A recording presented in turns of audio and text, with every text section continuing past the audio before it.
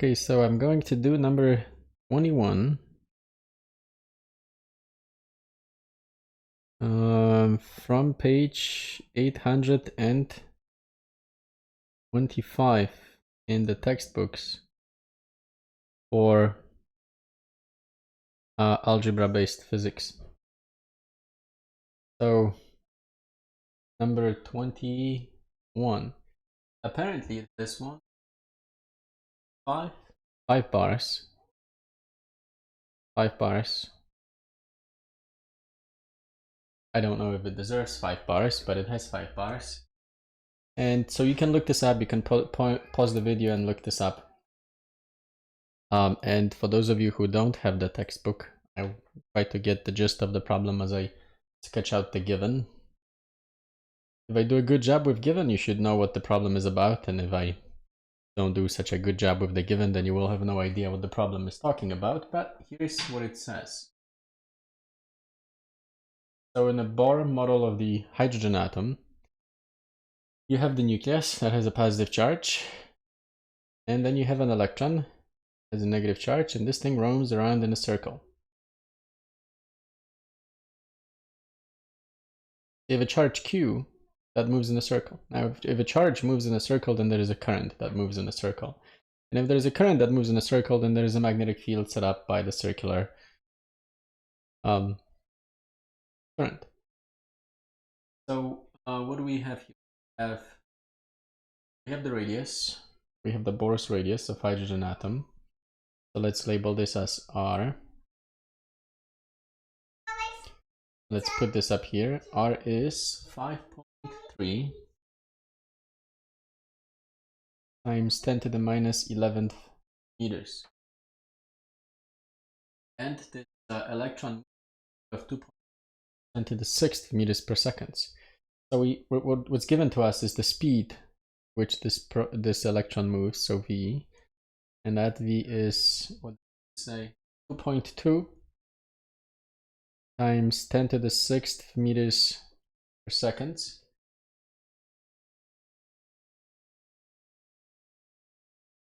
According to this model, atom due to the motion of the electron alone. So we actually don't need this proton here at the center at all. I'm going to get rid of it. That is, this proton is irrelevant for our purposes, for the purposes of this problem. So let's just get rid of it. But we do need some kind of a dot for the center. Put a dot here. That something else. This is going to be a dot. Here we go. All right, so the electron moves in a circle. We know the radius of the circle. We know the speed at which our electron moves, and the question is, what is the magnetic field at the center set up by this charge as it moves around? So, well, we know we're going to get a current that is circular, and therefore the equation we will have to use is just this one. V equals mu naught over 2r times I. Now I know R, I know mu naught, so I have to figure out the current I. That actually might be the only tricky part. So let's see if we can figure out this, this current I. By definition, current I is just the amount of charge that flows through a certain place within a certain amount of time. And for the sake of simplicity here, what we'll just turn this into Q over T. It still means the same thing. Initially you have no charge, and then the electron flows by, and now you have a charge of an electron. So there's a change of a charge, and that happens within a certain amount of time. So what we could do is we could say that, well, I know the charge is an electron. So the current I then would just be the charge of an electron divided by the time. Well, let's think about it for a second. Let's see what we get out of it. What if we look at it this way? So consider this point here. I'm going to draw this in red. Here's a spot on a circle. probably should have drawn it a little closer to the charge. Yeah, let's do that. So here's a spot. Now at this point here in time, there is no charge there. And then we wait and wait and wait, and the electron moves around and moves and moves and moves and moves until eventually it gets here, and now we have a charge.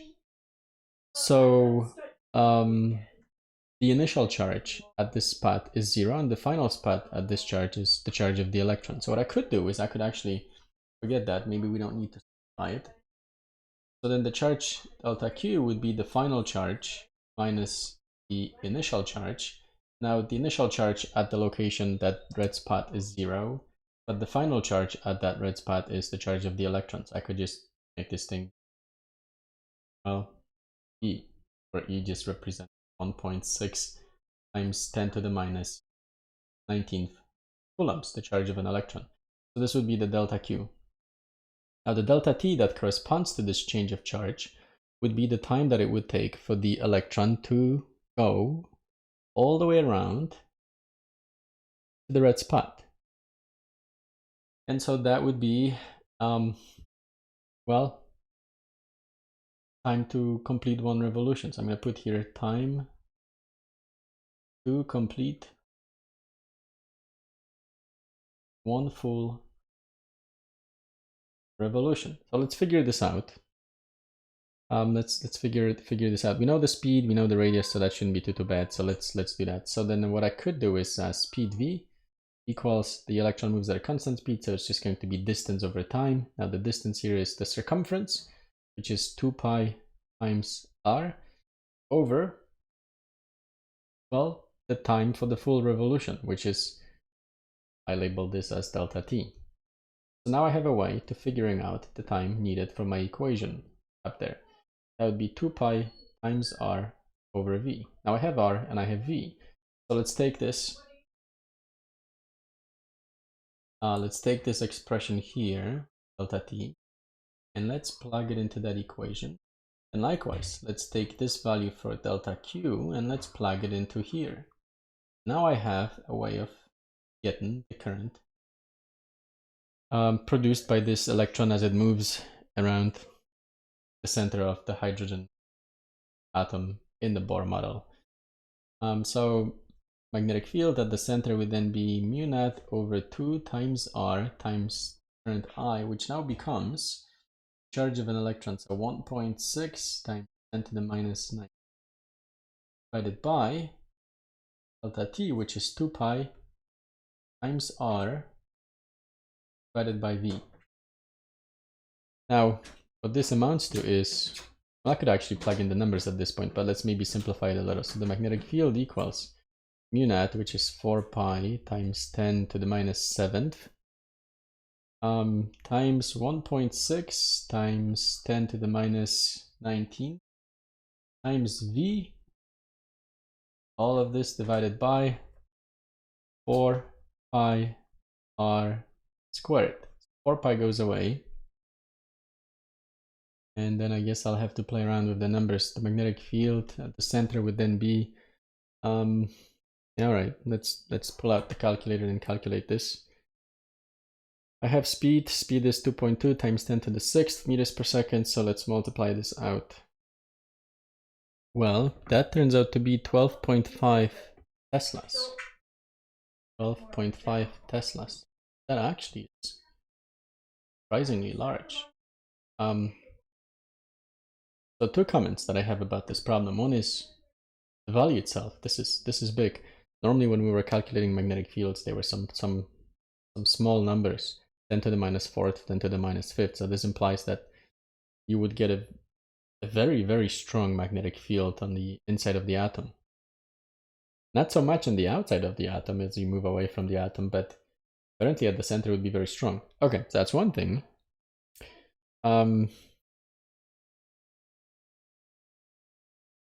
The other thing is that when we talk about circular loop and the current that flows here, we think of this I as the conventional current. So this is a conventional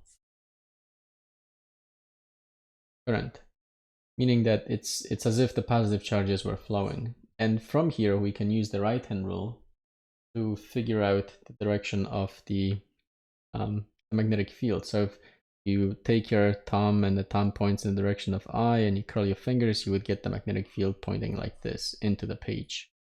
At the center, it would be into the page. But that's always with the regular conventional I. However, in this case, for this problem here, I have a negative charge. So this is the actual current flowing.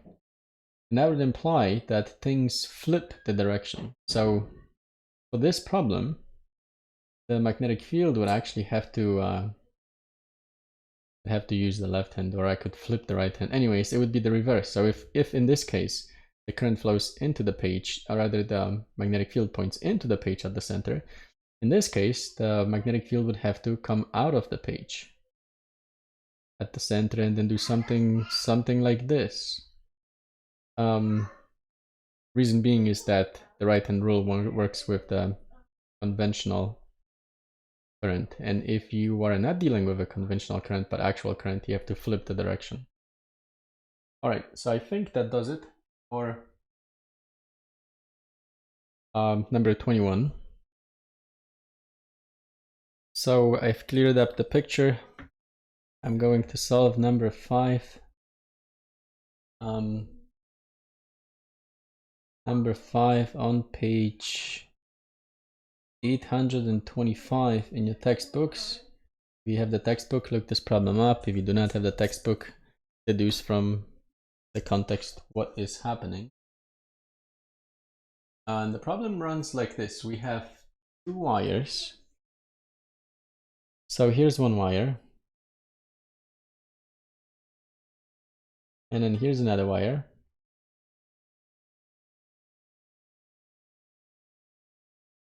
And there's a current flowing through each one of them. Now, through the top wire, there's a current that flows to the right. And it has a value of 10 amps. And then through the bottom one, current that flows to the left. And it has a value of also 10 amps. Right, so I have these 2 currents, one flows to the right, one flows to the left. And I do have some dimension. 4 centimeters is the distance between the 2 wires. So let's put this here. What I have is the distance, 4 centimeters. And the problem asks to calculate the magnetic field at the center here. The problem also asks to calculate magnetic field at a point, this point, which is 2 centimeters from top wire. It also asks for the magnetic field at this location, which is 2 centimeters from the bottom wire. So I will do just the center, and I will leave the rest for you, and then there are other problems for you to work on. But I'm going to find the magnetic field at the center produced by both of these wires. All right, so it should be obvious that because I have 2 currents, I'm going to get 2. So here's I1, here's I2. I'm going to get 2 magnetic fields, and the total magnetic field at the center is going to be the magnetic field produced by the top wire plus the magnetic field produced by the bottom wire. But I'm going to put vector notation here because maybe I have to actually subtract them. I'm not sure what I'll have to do with the magnitudes yet. So let's determine the magnetic field produced by the top current at the location of this white dot at the center. So if the current here flows to the right, then take the right thumb, put it in the direction of this arrow, curl your fingers, and observe that the magnetic field here would point like this, comes out of the page, it comes out of the page and goes into the page at the location of this white dot. So then the magnetic field B1, due to current I1, would point into the page. I'm going to put X here. All right, now let's look at the bottom wire. So what we have here is the current that flows to the left. And let's take the right hand and point the thumb of the right hand in the direction of this current.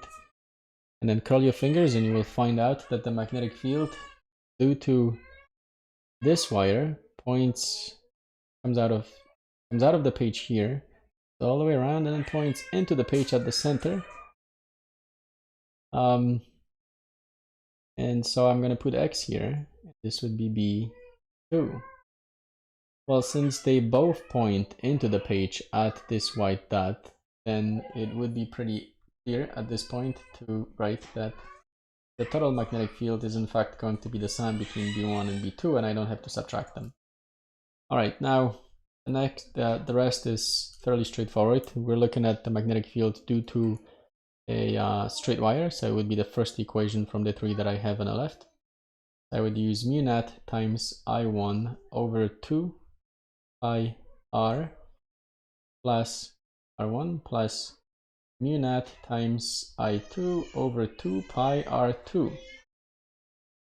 And so this will give me the total magnetic field at the center being mu net over 2 pi r. And then I have I1 plus I2, and I could do this because R1 is equal to R2. So just in case you're wondering what's R1, well, this is R1 and it's equal to 2 centimeters, and this is R2 and it's equal to 2 centimeters. So let's plug in the numbers.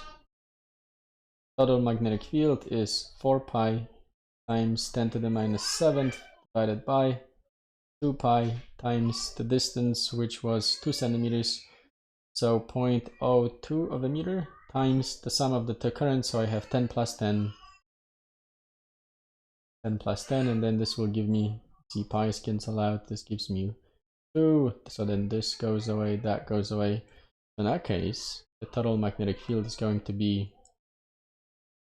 20, so I still end up with 2, so it's going to be 2 times 10, 2, and then let's figure out the rest. So this is over 100, I bring this up, so 10 to the minus 5th, but then 10 to the minus 4th, assuming I didn't make a mistake, and if I did, well, you have calculators, so you can confirm whether this is right or wrong. But this would be the solution to number 5 on page 825. Okay, I think this will do.